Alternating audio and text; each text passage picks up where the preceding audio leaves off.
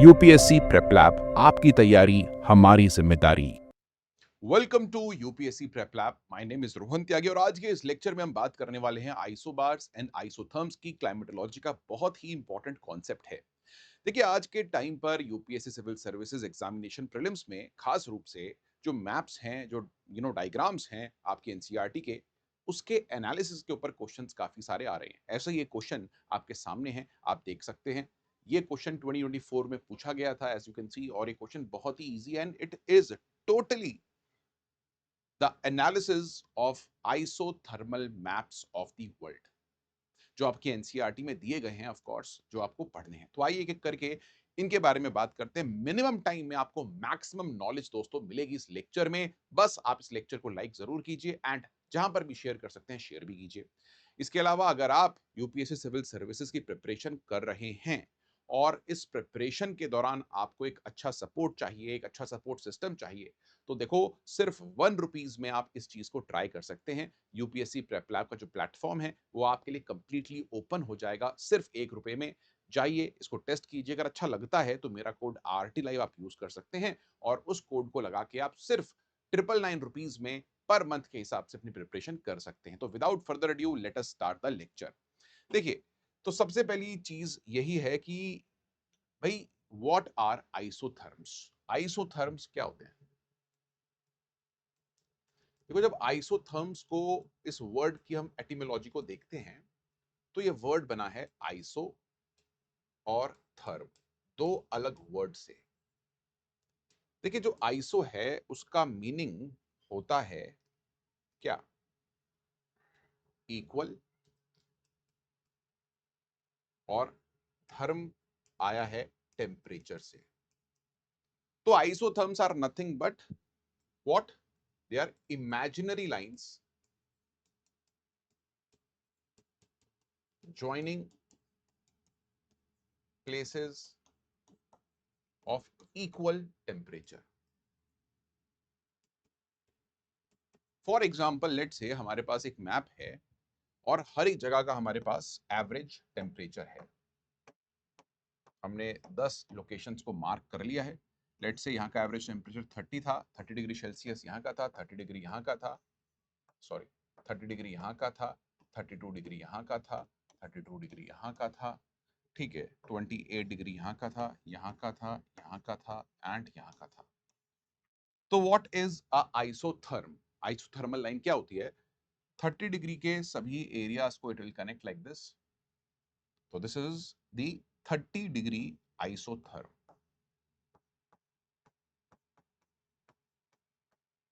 ठीक है। एंड ये आप लाइन देखिए, this is 32 degree isotherm, fine. ये देखिए, दिस इज 28 डिग्री आइसोथर्म।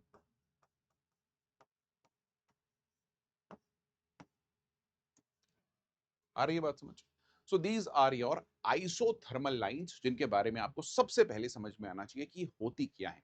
तो basically isotherms are lines on a map joining places of equal temperature at a given time और averaged over a period of time, जो कि mostly year होता है, ठीक है।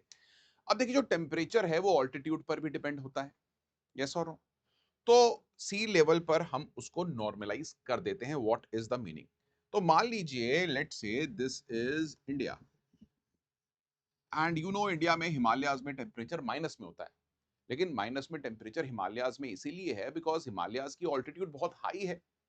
तो हम उसको नॉर्मलाइज करके सी लेवल पर कर देते हैं यूजिंग द लैप्स रेट, ठीक है। तो temperatures basically are reduced to sea level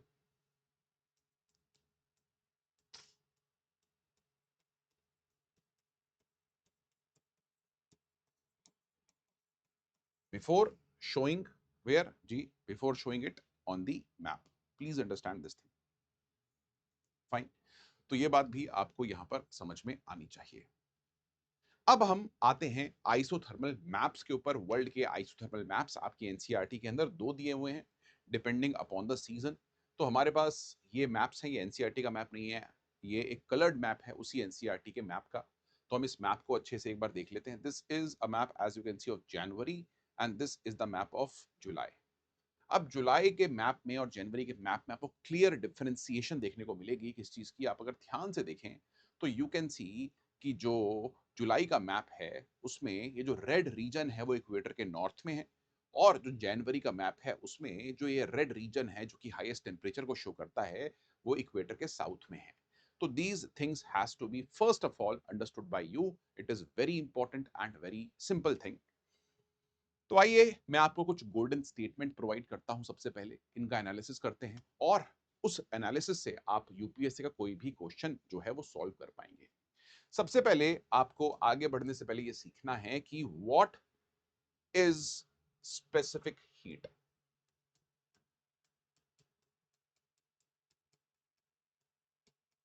specific heat क्या होती है? देखो, किसी भी मटेरियल की स्पेसिफिक हीट वो टेम्परेचर है, जो वो एनर्जी है बेसिकली जो उस मटेरियल का टेम्परेचर 1 डिग्री सेल्सियस से रेज कर सके। एग्जाम्पल, अगर आपको आयरन दे दूं मैं 1 किलो और 1 किलो प्लास्टिक दे दूं, दोनों ही 20 डिग्री सेल्सियस पर हैं। सो आपके पास लोहा है 1 किलो का और 1 किलो की बहुत बड़ी प्लास्टिक का ब्लॉक है। प्लास्टिक हल्की है लोहे से ऑफकोर्स, और दोनों का ही टेम्परेचर अगर 20 डिग्री सेल्सियस है, तो आपको आयन में, लोहे में कितनी एनर्जी डालनी पड़ेगी सो दैट इसका टेम्परेचर रेज हो जाए टू 1 डिग्री सेल्सियस, यानी कि 21 डिग्री सेल्सियस टेम्परेचर पहुंच जाए। ऐसे ही प्लास्टिक में आपको कितनी एनर्जी डालनी पड़ेगी सो दैट प्लास्टिक का टेम्परेचर 21 डिग्री सेल्सियस हो जाए। जनरली स्पीकिंग, बिकॉज आयन, लोहा is a good conductor of heat, इसीलिए यहां पर टेम्परेचर बहुत इजीली रेज हो जाएगा। कम एनर्जी के साथ आप इसको रेज कर पाएंगे, तो it has low specific heat. ठीक है। वहीं प्लास्टिक में आपको ज्यादा हीट डालनी पड़ेगी तब टेम्परेचर रेज होगा, तो it will be high specific heat. अब यही कॉन्ट्रास्ट आपको देखने को मिलता है बिटवीन लैंड एंड वाटर। देखिए, लैंड, सबसे पहली चीज समझिए, जो लैंड का सरफेस है उस पर सनलाइट डायरेक्टली स्ट्राइक करती है। लैंड के सरफेस पर सनलाइट डायरेक्टली स्ट्राइक करती है। Land is opaque. कहीं कहीं, हाँ मैं मानता हूं कुछ जगहें हैं जहां थोड़ा थोड़ा पानी होता है तो पानी थोड़ा सा ट्रांसपेरेंट है, आई अंडरस्टैंड दैट। लेकिन generally speaking land is opaque, और जो टॉप लेयर है वो सारी हीट को एब्जॉर्ब करती है। दूसरी चीज, वाटर की जब बात आती है तो वाटर ट्रांसपेरेंट है, प्लस वाटर के अंदर करंट्स होते हैं। Water is moving and distributing the heat.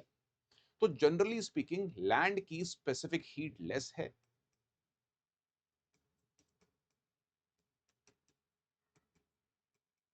और वाटर की स्पेसिफिक हीट हायर है।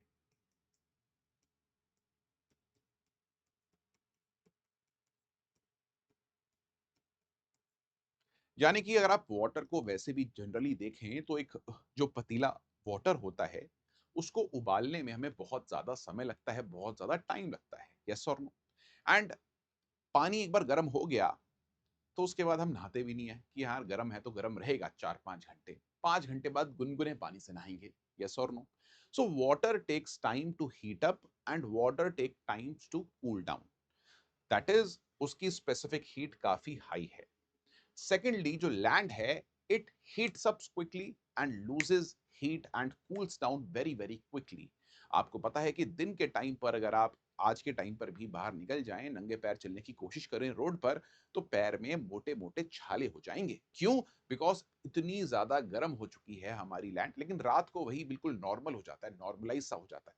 ठीक है, आप आराम से मूव। ऐसे ही सर्दियों के अंदर आप नंगे पैर चल नहीं सकते, पैर बिल्कुल जम जाते हैं, because land become so cold. Yes और नो?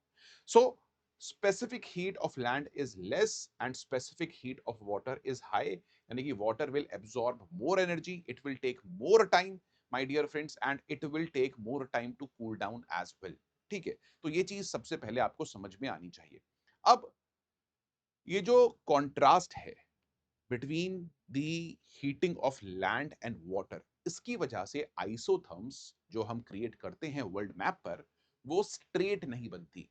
अगर हमारी अर्थ सिर्फ एक मटेरियल की, सिर्फ वाटर की बनी होती, या सिर्फ एक ही तरह की लैंड की बनी होती, तो isotherms they would have been parallel to the latitudes.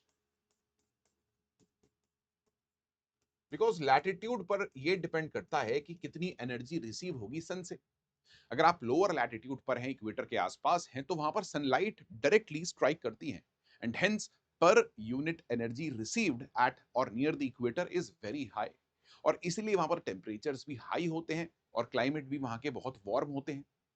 ठीक है, वैसे ही जैसे जैसे आप पोल्स की तरफ मूव करते हैं, वहां पर क्या होता है, द सन लाइट का जो एंगल है इट बिकम्स लो, काफी एंगल लो हो जाता है, जिसकी वजह से लाइट बहुत फैलती है and per unit area sunlight received is very less, hence less energy received, hence temperatures are low.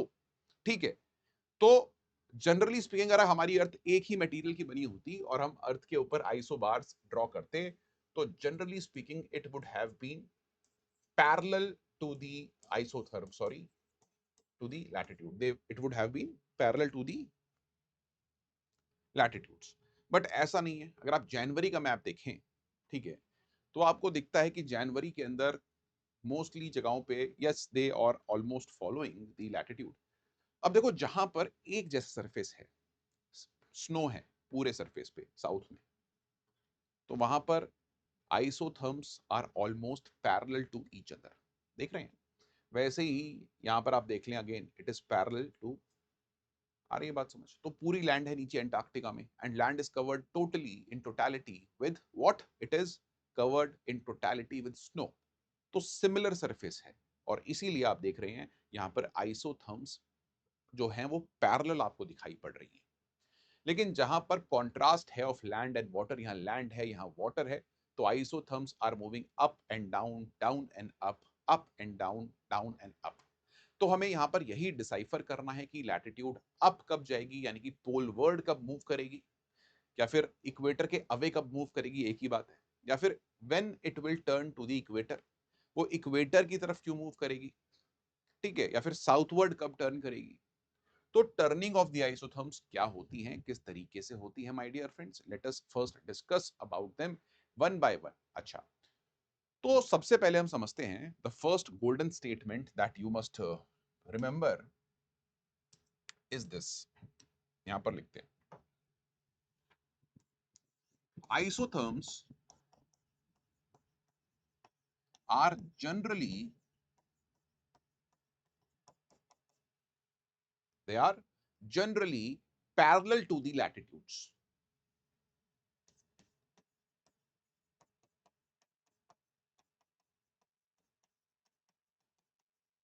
Generally they try to follow the latitudinal plane, ठीक है, बिकॉज टेम्परेचर को इंपैक्ट सबसे ज्यादा इंसोलेशन करती है ना, and insolation is a function of latitude. आप जिस भी लैटिट्यूड पर हैं उस हिसाब से आपको वहां पर इंसोलेशन मिलेगी। आ रही है बात समझ? तो this is very important and one of the main controlling factor of temperature is latitude and hence they run generally, मैंने जनरली लिखा है, parallel to the latitudes, but there are some key deviations. Number one deviation है क्या, the contrast of land and sea, land और sea के ऊपर contrast. ठीक है, देखो, लैंड जनरली 5 टाइम्स फास्टर, ठंडी भी और गर्म भी होती है as compare to the water. आ रही है बात समझ? Land has lower specific heat, water has higher specific heat, please understand this thing, and this is the biggest cause of isothermal bending specifically in the middle latitudes। पहली चीज आपको यह समझनी है कि भाई लैंड और सी का सबसे बड़ा इंपैक्ट आता है यहां पर। दूसरा है, अगर आप नॉर्थ हेमिस्फीयर और साउथ हेमिस्फीयर को कंपेयर करें, तो जनरली स्पीकिंग, अब इसके ऊपर हम आएंगे, इसको और एलोबरेट करेंगे, latitudes are more parallel, sorry, isotherms, not latitudes,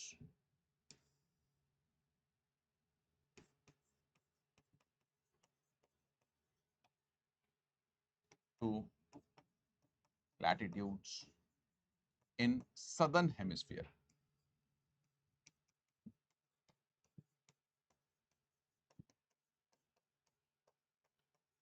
southern hemisphere में आपको ज्यादा पैरेलल आइसोथर्म्स देखने को मिलेंगी टू दी लैटिट्यूड्स। इसका एक सिंपल सा रीजन ये है कि सदर्न हेमिस्फीयर में there is more water, more uniform surface,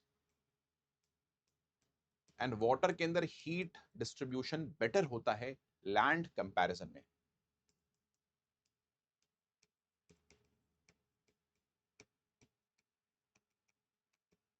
आपको लैटिट्यूडनल आइसोथर्मल डिविएशन एक्सेसिव देखने को मिलेगी नॉर्थ हेमिस्फीयर में, टेढ़ी मेढ़ी हो रही है, बिकॉज वहां पर लैंड एंड वाटर के बीच में बहुत ज्यादा वो है। आप देखो किस तरीके से डिवीजन है।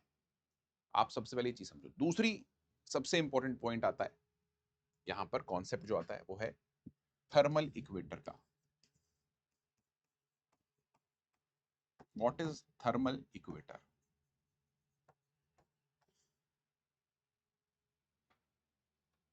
The belt of highest mean annual temperature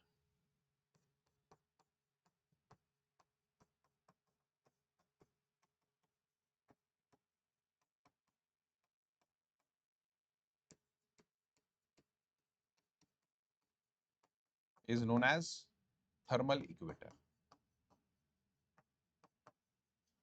तो आपको सीजन के हिसाब से थर्मल इक्वेटर की मूवमेंट दिख ही रही है, आप क्लियरली यहां पर देख सकते हैं किस तरीके से थर्मल इक्वेटर, ठीक है, it is moving to the south in January and moving to the north in July. तो समर मंथ में ऑफ कोर्स जो सनलाइट है वो डायरेक्ट एंगल क्रिएट कर रही है ट्रॉपिक ऑफ कैंसर के आसपास, this is tropic of cancer, और उसी के आसपास आपको हाईएस्ट टेम्परेचर देखने को मिलता है। वहीं दोस्तों यहां पर आप देख सकते हैं highest temperature is below the equator and basically between equator and tropic of capricorn. तो ये चीज आपको यहां पर समझ में आनी चाहिए। आइए नाउ अब देखो, दूसरी चीज आती है लैंड और सी के बीच में टेम्परेचर कॉन्ट्रास्ट की। देखो जनरली स्पीकिंग ट्रॉपिकल रीजन्स में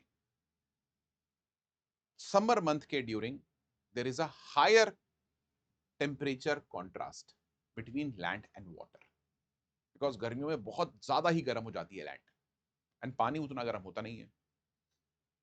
आ रही है बात समझ? Please understand this thing.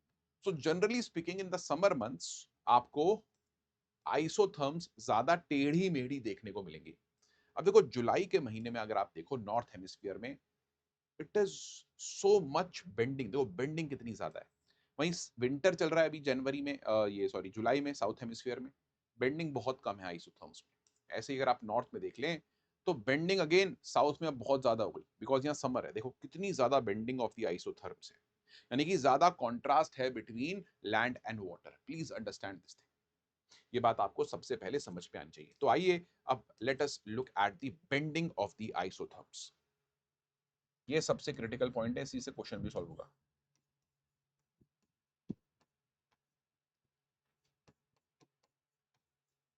अब बेंडिंग ऑफ द आइसोथर्म्स क्या रिप्रेजेंट करती है? The bending of the isotherms represent what? तो आइए सबसे पहले we will look at the map of January and then we will look at the map of July.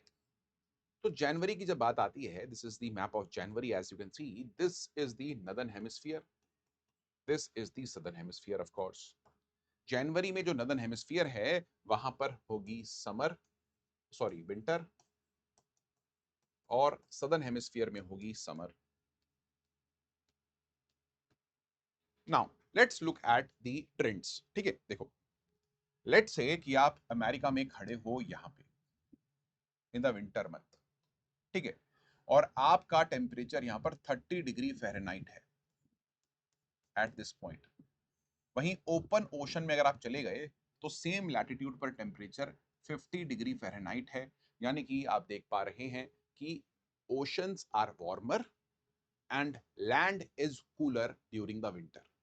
तो winter months में clearly हमें दिखता है that land is cooler and water is warmer. वहीं अगर आप नीचे आ जाएं साउथ हेमिस्फीयर में देखें, यानी कि यहाँ पर समर मंथ चल रहा है मेरे भाई, तो यहाँ पर temperature is almost 80 degree Fahrenheit, बहुत गर्मी है। वहीं अगर आप सेम लैटिट्यूड में देखें, यहाँ पे the temperature is almost 70 degree Fahrenheit, यानी कि water is now cooler and land is much warmer.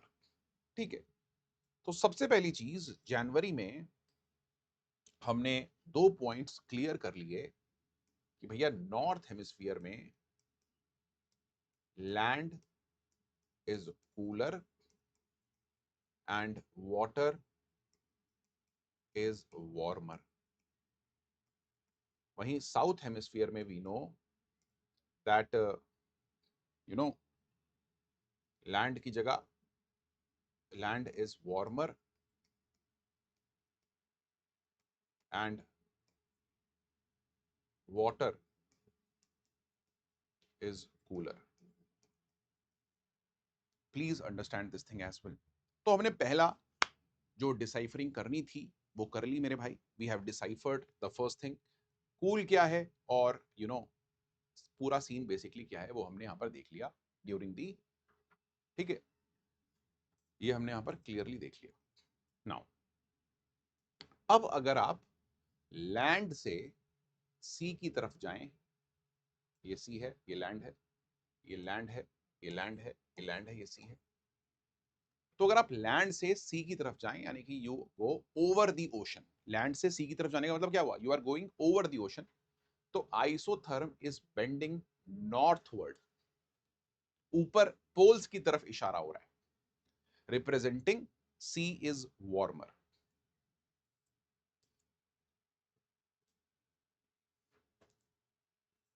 तो ओवर ओशन अगर आप देखें, bending is towards the poles.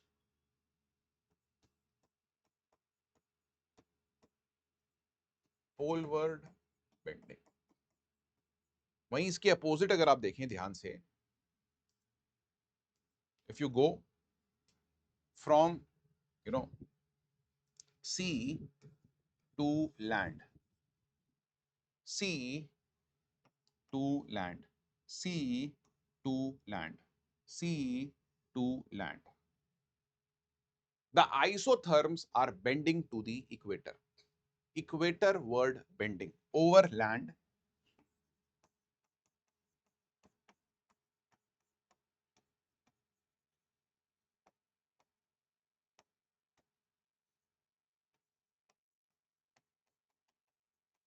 जो रिप्रेजेंट करता है कि जो लैंड है that is cooler.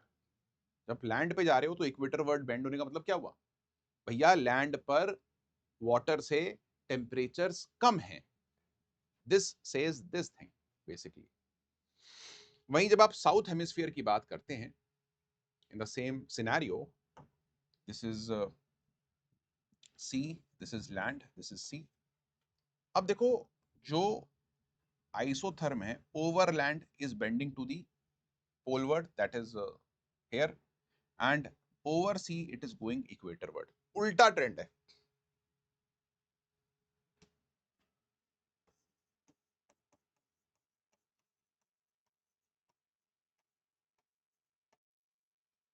Equator word bending and over sea poleward bending, representing, ये रिप्रेजेंट क्या करता है ओवरलैंड, कि भैया लैंड जो है वो वार्मर है, और ये रिप्रेजेंट करता है कि जो वाटर है दैट इज कूलर। तो अगर आपको ये चीज समझ में आ गई तो वेल एंड गुड है, नहीं समझ में आई तो ये जो माइंड मैप मैंने बनाया है इसको आप बनाना सीख लो, इसको याद कर लो, आप कोई भी यूपीएससी का क्वेश्चन यहां से सॉल्व कर पाओगे। जनवरी आइसोथर्म के बाद we will come to the isotherms of July. ठीक है, जुलाई में first north hemisphere and south hemisphere. ठीक है, प्लीज अंडरस्टैंड। तो जुलाई के आइसोथर्म्स को देखते हैं, आइए। These are the July ice. अब जुलाई में the situation is reversed. North hemisphere में समर है और साउथ हेमिस्फीयर में विंटर है। यस और नो? तो जनरली स्पीकिंग अगर आप आइसोथर्म्स को देखो, वाटर यहाँ पर 70 डिग्री सेल्सियस पर फ़ारेनहाइट पर है, और सेम लैटिट्यूड पर अगर आप देखेंगे लैंड को, वो 80 डिग्री फ़ारेनहाइट पर है। यहाँ पे भी देख लें 90 डिग्री फ़ारेनहाइट है। तो लैंड इज मच वार्मर इन जुलाई।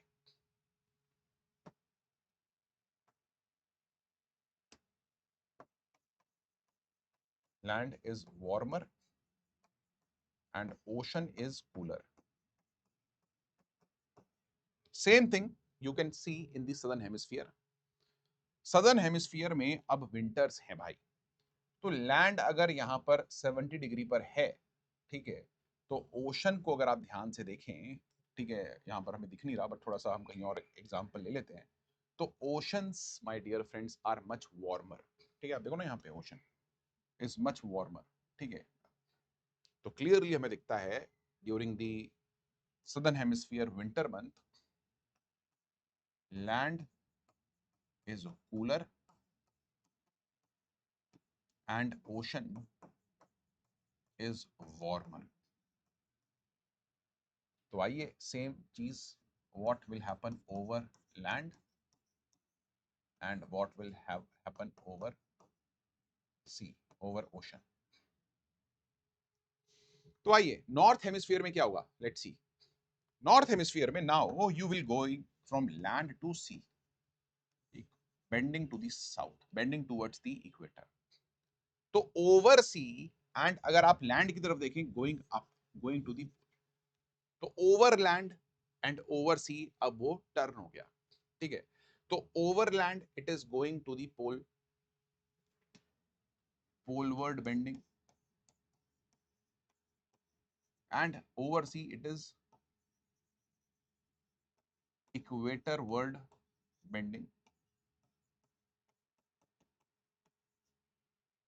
ठीक है, poleward bending and equatorward bending. वहीं साउथ हेमिस्फीयर के अंदर अगर आप ध्यान से देखें, ठीक है, the thing will again reverse. Simple बात है भाई, over sea it is going to down, sorry, ये देखिए पोलवर्ड बेंडिंग है, और over the ocean it is going almost toward the equator, over land sorry, over sea, तो over land, over sea it is poleward bending, and over land it is equatorward bending. और यही table है और mind map है जो आपको याद करना है दोस्तों। अगर आपने ये याद कर लिया तो you can solve any question that UPSC asks. इसके अलावा आप आइसोथर्म्स के थ्रू क्लियरली ओशन करंट्स को भी देख सकते हैं। ये देखिए, तो देखो यहां पर अगर आप ध्यान से देखें, ठीक है, temperature are higher east coast पर, ऊपर तक रेड है, यहां पर येलो है वेस्ट कोस्ट पर। तो east coast are warmer because of the warm oceans. ये देखो वार्मर है यहाँ पे, कूलर है यहाँ पे, यहाँ पर वार्मर है, नीचे तक आ रहा है वार्मर। ठीक है, तो you can also look at the ocean current. Normally speaking we can say that generally eastern coast of a continent are warmer because of warm ocean current। जैसे कि गुल्फ स्ट्रीम वार्म है।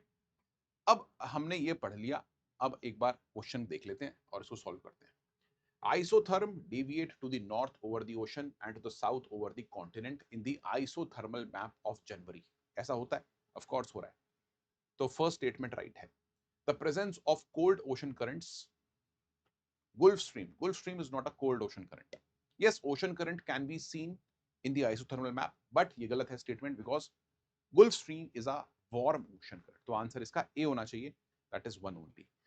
तो guys this is the topic of the day. अगर आप iso bars का भी ऐसे ही एक लेक्चर चाहते हैं दोस्तों, तो I will definitely tell you about that as well. Just like the session and ask me in the comment box, sir, please also tell us about iso bars. So this is it guys, bye, take care, I will meet you in the next one.